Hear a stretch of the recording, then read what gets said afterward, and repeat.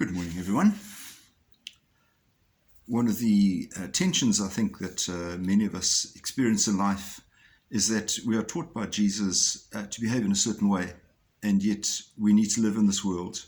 And often the values that we encounter in this world are not the values that Jesus is teaching us. It's a whole question of we need to learn to live in this world, but not of this world. In the reading today from St. John's Gospel, chapter 5, Jesus says, "How can you believe when you accept praise from one another and do not seek the praise that comes from the only God?"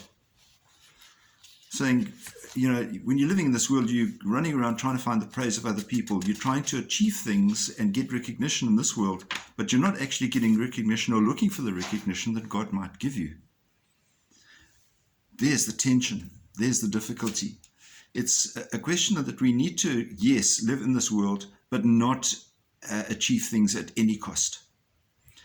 I know that some people might suggest that perhaps I went into education for that reason, to actually stay away from the environment where perhaps I was being frustrated or could be frustrated by having to sort out that tension. And the Lord steered me in a direction where I was able to exercise my ministry and my profession.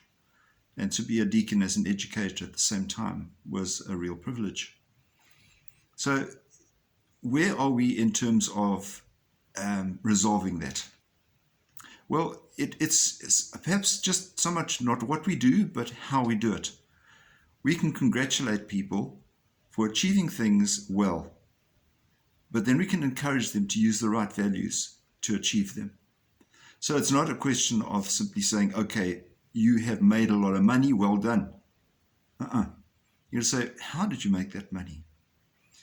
Remember that the teaching that Jesus gives us, he says, at the end of your life, or you would be treated in the way in which the astute servants were treated when they took the gifts that he'd been given and how they looked after them and returned them to the owner. We want Jesus to be able to say, well done, good and faithful servant. Not just, you've done very well with all the gifts that I gave you or the talents that I gave you, but you've amassed so much fortune in life, and at what expense.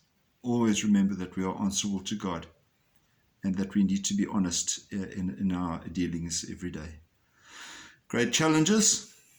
We ask you to be prayerful about it. And the great way to do that is to begin the day in prayer. May God bless you and keep you safe. Bye-bye.